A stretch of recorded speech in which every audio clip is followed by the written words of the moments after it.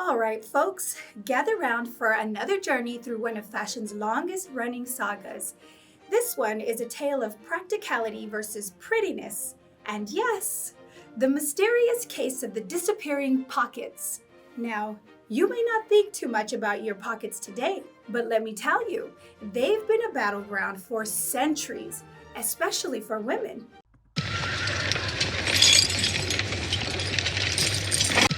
Pockets are a man's domain. Thou has no need for such things. Women, carry thy small pouches and be done with it.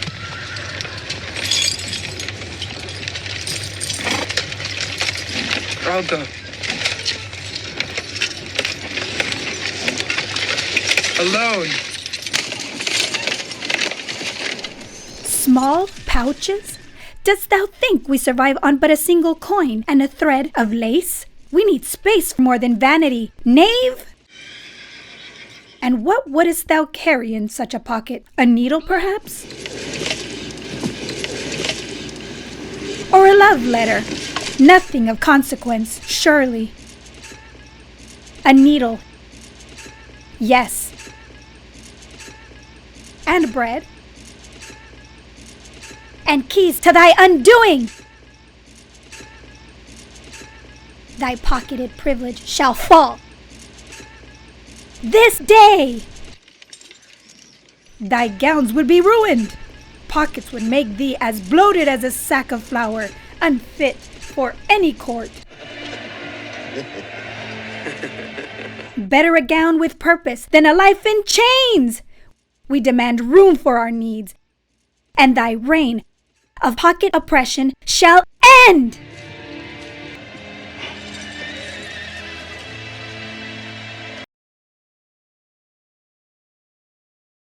Historical accuracy may vary. Today, we're going to dive into questions you never knew you had about pockets. Like, how did men and women's pockets differ before the 18th century? Why did women's pockets vanish with the rise of the Empire and Regency styles? And what role did World War I play in the Great Pocket Comeback? Well, before we can jump too far ahead, let's start with the early days.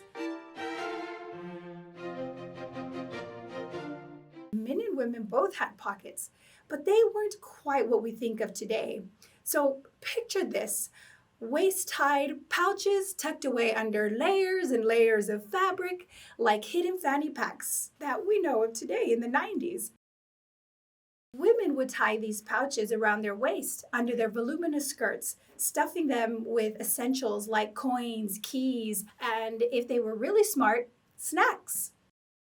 Priorities, right?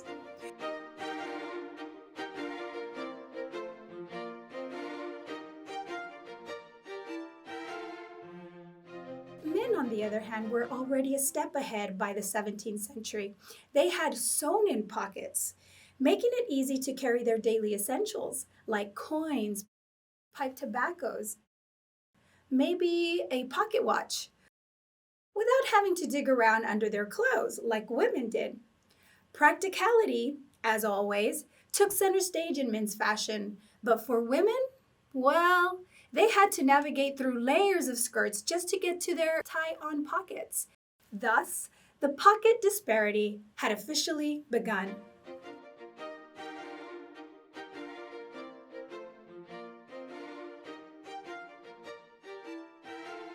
Now, you might be saying it wasn't all that bad for women. Well, aside from these tie-on pouches, they did also have the chatelaine.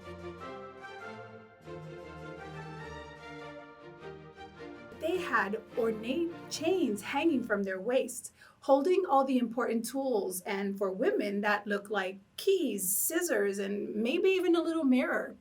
But functionality, it was more of a status symbol than a storage solution. Think of it like a very fancy, Pinterest-worthy tool belt. As fashion evolved and slimmer silhouettes like the Empire and Regency styles took over, those handy waist-tight pockets began to vanish. And in their place, the infamous reticule.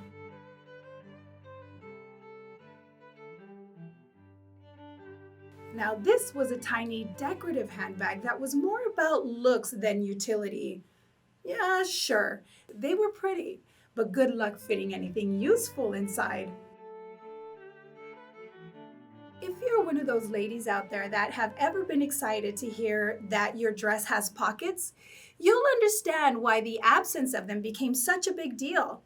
As fashion moved forward from the sleek empire waist gowns to the massive skirts of the crinoline and bustle eras, one thing stayed consistent: the lack of pockets. You'd think that with all that extra fabric, pockets would make a comeback. But no, fashion stubbornly stuck to the ridicule, leaving women to carry tiny bags barely big enough for a handkerchief. After all, women didn't have anything important to carry, right? Wrong.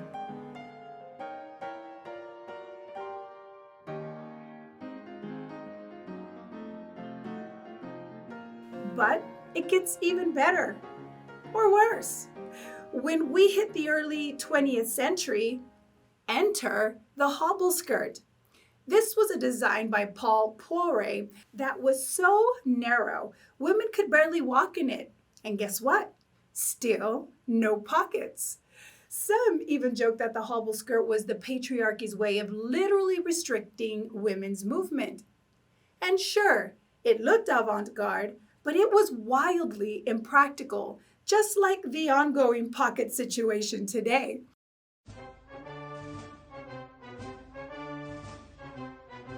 And then came World War I. Women stepped into jobs traditionally held by men, and then suddenly, functionality was back in fashion. Women's uniforms had pockets, finally, because they needed them. But even after the war, fashion designers didn't seem to get the message. Pockets remained small or purely decorative, as though women's needs hadn't changed. And sure, handbags grew larger, but the fight for real functional pockets wasn't over yet. It wasn't until the rise of practical clothing, so think denim jeans and trousers, that women finally got their pockets back in full force. And yet, even today, if you tell a woman her dress has pockets, she'll probably light up like you've just shared the best news of the day. Why, you may ask? Well, that's because pockets are power, my friends. They're a symbol of practicality, independence, and the right to carry more than just social expectations. Hey, do you mind putting my stuff in your pocket? Why not just use yours? Oh, you mean these? Fake pockets? Why do you have fake pockets? No, it's not girly enough. It's bulky. The handbag and purse companies, the patriarchy, take your pick at the excuse. Sure, but I have a lot of stuff in here. Well, what do you have in there?